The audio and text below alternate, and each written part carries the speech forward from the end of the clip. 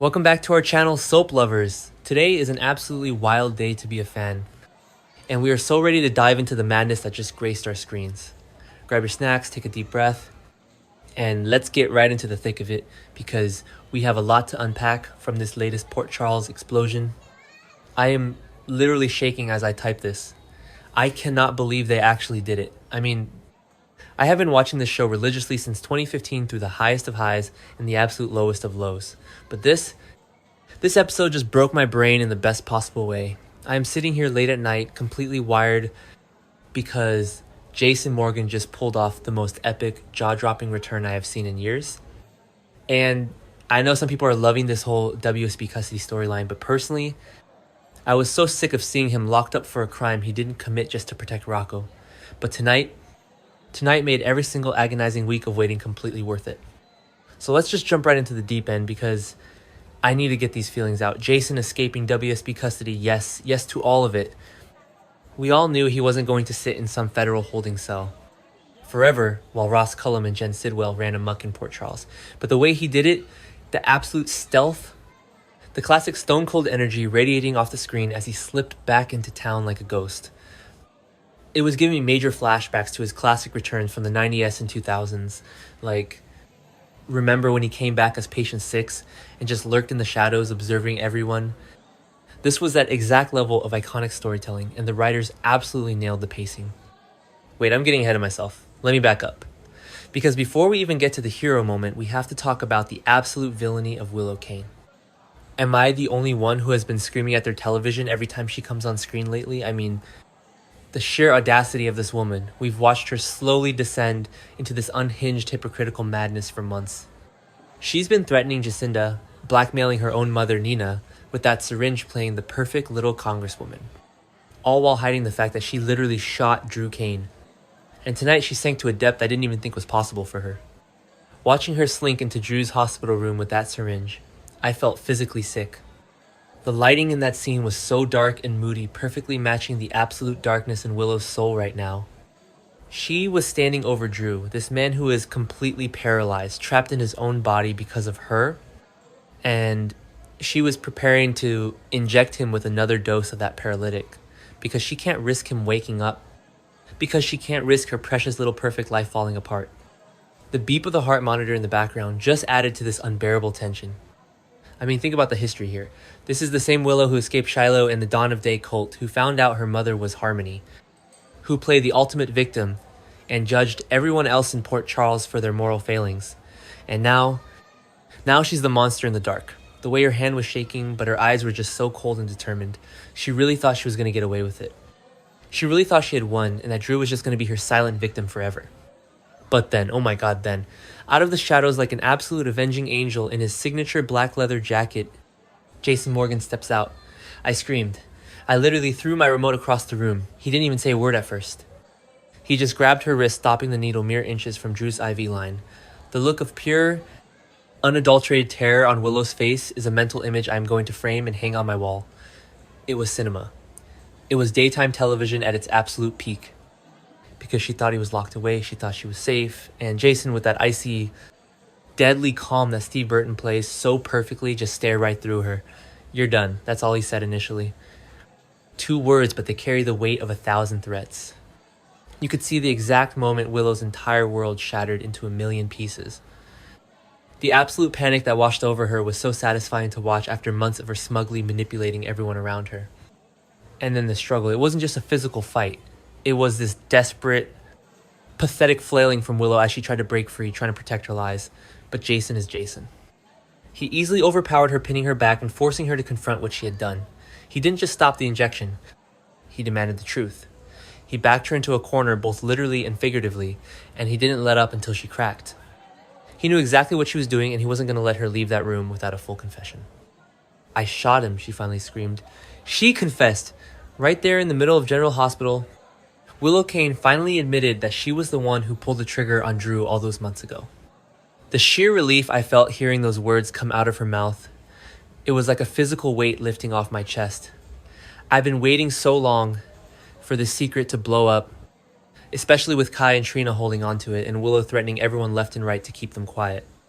To hear her finally admit it out loud was the catharsis we all needed. But Jason wasn't done. Oh no. He leaned in close and you could feel the protective brotherly rage radiating off him. He swore to her right then and there that she would never, ever lay a hand on Drew again. He vowed to protect his twin brother. And when Jason Morgan makes a vow, it is an absolute guarantee. It was such a beautiful, full circle moment for the twins. Remember all the memory mapping drama. Remember when Drew thought he was Jason and they practically hated each other before finding their footing as brothers. To see Jason risk his own freedom, because remember, he's a fugitive right now just to save Drew. I'm tearing up just typing this. It shows how much their bond has grown.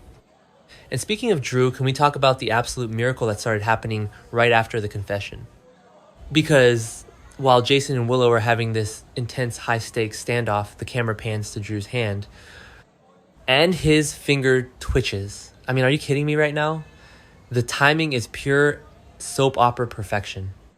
But I don't even care because I am so here for it. After weeks of seeing him just lying there, trapped and helpless, that tiny little movement felt like a massive earthquake. Jason's timely intervention literally broke the cycle of the paralytic drugs. By stopping that specific dose, he gave Drew's body the exact window it needed to start fighting back. Drew is waking up people, the miraculous recovery is officially underway, and I cannot wait to see the look on his face when he fully regains his motor functions and realizes that his brother saved his life, and that his shooter was the woman pretending to care for him. The emotional fallout between Drew and Willow is going to be legendary, and I am counting down the days until he can actually speak and confront her himself. Okay, but wait, I haven't even gotten to the best part, the absolute cherry on top of this magnificent Sunday of an episode. Because while all this screaming and confessing and twitching is happening inside the room, who is standing right outside the door? Michael. Corinthos. Yes, 1,000 times. Yes, Michael was standing right there. The door was cracked open just enough. The camera angle was absolute perfection, shooting from inside the room past Jason and Willow's tense standoff. Right to the sliver of the hallway where Michael's face was completely frozen in horror. He heard everything. He heard her admit to shooting Drew. He heard her admit to paralyzing him. He saw Jason holding her accountable. I need to take a sip of water because I am so hyped. Let's really analyze what this means for Michael. This is a man who has been defending Willow, trying to co-parent dealing with her insane jealousy over Jacinda. He literally just stood up to Willow at Crimson telling her to back off Jacinda and the kids. He thought she was just being petty and controlling. He had no idea. He was co-parenting with a literal attempted murderer. Michael has been through it with women. Nell Benson, anyone. He thought Willow was the safe choice, the pure choice, the moral compass of his life. And now he knows she is worse than almost anyone he has ever dated. The look of pure devastating realization on Michael's face. Give Chad Duell the Emmy right now. You could see all the puzzle pieces clicking together in his brain. The weird behavior, the sudden political ambition, the intense hatred for anyone getting too close to the truth, her obsession with Kai and Trina. Michael's entire reality just collapsed in the span of 30 seconds. His wife, the mother of his children, is a sociopath who shot his uncle and then systematically tortured him in a hospital bed. How do you even process that? So what happens now? I am genuinely asking because my brain is spinning with theories. Does Michael burst into the room and confront her right then and there? Or does he play it smart back away and go straight to Dante and the PCPD? Because let's not forget, Jason is still a wanted man.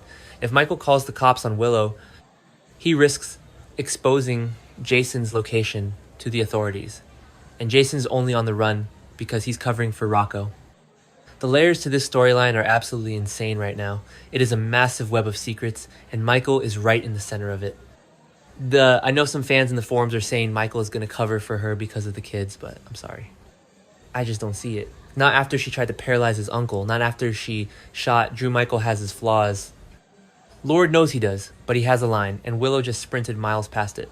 Plus, Michael has been getting so close to Jacinda, and Willow has been threatening her. Michael is going to want to protect his new life, and that means taking Willow down.